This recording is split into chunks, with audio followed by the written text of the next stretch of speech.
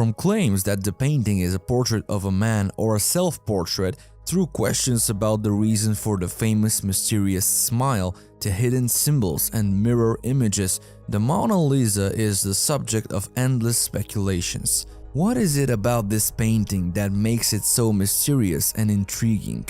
One of the mysteries is that no one is actually 100% sure if the painting is actually called like that. The only thing that the most experts agree on is that the picture was painted over a long period of time, more than 4 years, and there are even doubts that it is not finished yet. Leonardo is the author of some of the most famous paintings in the world: Mona Lisa, The Last Supper, The Lady with the Ermine. He was a genius whose inventions were centuries ahead of their time. Some people believe that if we match Leonardo's paintings, which fit together like a giant jigsaw puzzle, we will be able to unlock the secrets of the universe. Did he really try to reveal us a secret knowledge that, in order to avoid the interference of the church, he encoded through symbols in his paintings? But let's start from the beginning. What do we think we know about the life of Leonardo da Vinci? It is believed that Leonardo was the illegitimate child of a nobleman, Piero, and a peasant girl from the town of Vinci named Caterina. More precisely, Caterina was only 15 years old when she was seduced by the rich Florentine notary Piero. Their relationship was short-lived, and when Leonardo was born, his father married another woman. Leonardo spent his earliest years with his mother, and then, contrary to expectations, the care of the little boy was taken over by his father, with whom he spent a lot of time in Florence and then later moved to live there.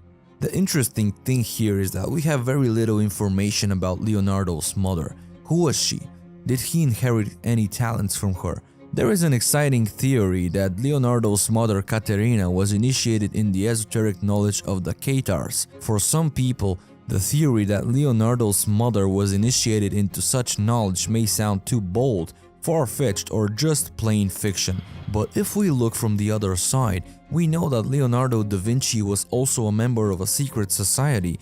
He was one of the initiates in the Prior of Sion, and was part of the guardians of the highest esoteric knowledge, including the secrets of the Holy Grail. And this is an order that is directly related to the Cathars. In 1503, Leonardo da Vinci began his work on a portrait commissioned by a wealthy zinc merchant for his wife, a painting he would never part with, obsessing over every detail for what would be the last 16 years of his life: Mona Lisa. Although this is at first glance only a portrait, the picture has dimensions and mysteries that still remain unexplained. What was it about Mona Lisa that so strongly consumed the last years of Leonardo da Vinci's life? And why would the genius devote so much of his time to a single 53 by 77 centimeter portrait? How many months have you been working on this portrait? It's important to get it right. It is generally accepted that the woman depicted in the painting is Lisa Gerardini, a Florentine noblewoman. She was the wife of Francesco del Giconda, a wealthy Florentine silk merchant. Because of this, the painting is also known as La Gioconda, which means the merry woman or the happy woman in Italian, and is believed to have been commissioned by Francesco in honor of the birth of their second son. The name Mona Lisa was given by Giorgio Vasari in his biography of Leonardo da Vinci, written and published 31 years after Leonardo's death. In it, he identified the posing lady as Lisa, and Mona is a common title in the Italian language and is an abbreviation of the word Madonna, which means my lady, equivalent to the French Madame. Thus, the name of the painting means Madame Lisa. After da Vinci's death, the painting was sold to the French King Francis I and placed in the Louvre, where it remains today. But in 1911, the painting was stolen by a museum employee, Vincenzo Perugia, with the intention of returning it to Italy. The theft sparked a media frenzy that lasted over 2 years until the painting was finally returned to the Louvre in 1913. Mona Lisa is famous for her smile, which is so unusual that through it she seems to be trying to tell us something she knows and we don't, and to awaken our imagination. There are 3 kinds of people: those who see when they are shown, and those who cannot see. In 2010, a study of the picture with advanced technologies was made, a new discovery. Using high magnification technology, Italian heritage experts have discovered secret letters and numbers that were previously unknown and hidden with the dark paint in the Mona Lisa's pupils. The symbols are indistinguishable to the naked eye, but the president of Italy's National Heritage Committee, Silvano Vincetti, believes that Mona Lisa's right eye contains the letters L and V, possibly representing the artist's initials and signature of sorts. Vincetti also says, "There are also symbols in the left eye, but they are not defined. It is very difficult to distinguish them clearly, but they appear to be the letters CE or CB." According to him, these symbols probably form some kind of a code through which Leonardo tried to tell us the identity of the model by hiding the information in the eyes. After all, we know that the eyes are the door of the soul of a person and the main means of communication. Could it be really that these coded symbols are key to the identity of the woman depicted? Can it be that the letter C is the initials of Caterina, Leonardo's mother? If we compare the facial features of the Mona Lisa with those of Leonardo, the same proportions and physical resemblance may be due not to the transformation from a male to a female image, as is more popular version, but to a pure relationship between mother and son, and indeed the famous Gioconda to be Caterina herself. According to another theory, the portrait is not dedicated to a woman, but to a man, or rather to a boy named Salai. Salai, also known as Gian Giacomo Caprotti, was Leonardo's young assistant. Salai worked with Leonardo for more than 2 decades, from about 1490 until the genius's death in 1519. Although Salai was described as unreliable and prone to stealing from Leonardo, he remained an important figure in Leonardo's life, and his legacy as believed to be the inspiration for some of the artist's most famous works, such as Saint John the Baptist painting. Some sources claim that Leonardo had a secret relationship with Salai.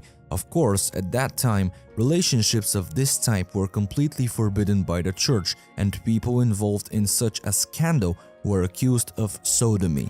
Maybe that's why Leonardo coded everything so that it could be only understood by the one who should. Is it possible that Leonardo dedicated the Mona Lisa portrait precisely to this relationship with Salai? What if he encoded his secret in the very name of the painting? We know that Leonardo was famous for puns and titles, and the Mona Lisa is no different. If we rearrange the letters of Mona Lisa, we can get the coded Mon Salai. And what does Mon Salai mean? Well, in French it means my Salai. In addition to the letters L, V, C, E, and B, researchers found 2 more symbols, 7 and 2, hidden under one of the bridge arcs in the landscape. In fact, the landscape in the painting has been the subject of much debate, with some scholars suggesting that it is imaginary and others that it represents a landscape of Tuscan countryside. But in searching for answers to the questions of what the numbers 7 and 2 mean and what the location of the landscape might really be, researchers came to the other guesses after using historical records to identify the bridge and deduce the exact location of the portrait. They concluded that the painting was most likely set in northern Italy. An art history expert Carlo Glory believed that the road and bridge seen over Mona Lisa's shoulder belonged to the small town of Bobbio and the Emilia-Romagna region. Interestingly, the bridge was washed away by the river Trebbia during a flood in 1472. Leonardo probably added the number 72 under the bridge to record the devastating flood of the river Trebia and thus allow the location to be identified, explained Carla. It is almost certain that Leonardo had access to secret knowledge. He was not an atheist, as many people think. Rather, the church would declare Leonardo a heretic. He strongly believed in something outside of official religion, and we also know that he was a part of the Priory of Sion. Did Leonardo da Vinci encode knowledge forbidden by the church in his paintings, or a message he was entrusted to pass on to future generations? In fact, many scholars believe that the Mona Lisa does contain hidden messages or symbols that have yet to be fully deciphered. For example, we know that the painting contains a hidden code related to the divine proportion or the golden ratio. The golden ratio is a mathematical ratio that appears frequently in the natural world and has been used in art and architecture for centuries. This concept is the guiding principle behind many works of the ancient art and engineering, including the pyramids of Giza. Leonardo da Vinci himself also paid great attention to the study of the golden ratio, using it as a proportion for the ideal human body. Leonardo was very intrigued by this idea, and one of the proofs is the Vitruvian Man. In 1509, he even illustrated an entire book on what writer Luca Pacioli called the divine proportion. The ancients, having taken into consideration the rigorous construction of the human body, elaborated all their works, as especially their holy temples, according to these proportions, for they found here two principal figures without which no project is possible: the perfection of the circle, the principle of all regular bodies, and the equilateral square. If we apply the spiral of the golden ratio to the Mona Lisa, we will see that indeed Leonardo da Vinci used this divine proportion in the composition of the painting, especially in the placement of the figure's head and hands. Could it be that the encoding of the golden ratio is the reason why we have been drawn to this particular piece of art for so long? Psychologically, it has been proven that people are subconsciously attracted to objects created by observing this divine proportion. And Duke University professor Adrian Bejan explains that the human eye is able to interpret an image showing the ratio faster than any other. But that's not all.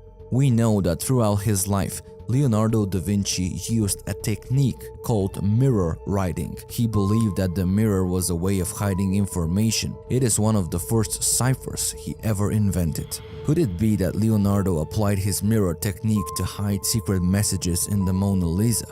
And if so, what did he hide? Leonardo's portraits always have very dramatic hand positioning that can be used as a guide to the pivot points of the mirror. When we copy the image of the painting and flip it horizontally and then slide the two paintings together to the point indicated by the hands, we will see something quite interesting: a strange creature with large black eyes and a disproportionate skull. But what is even more strange is that a similar image is encrypted in several other paintings of the great artist, such as in the painting of John the Baptist or the Madonna of the Rocks. If we look carefully, these similar images exactly resemble the modern description of an extraterrestrial.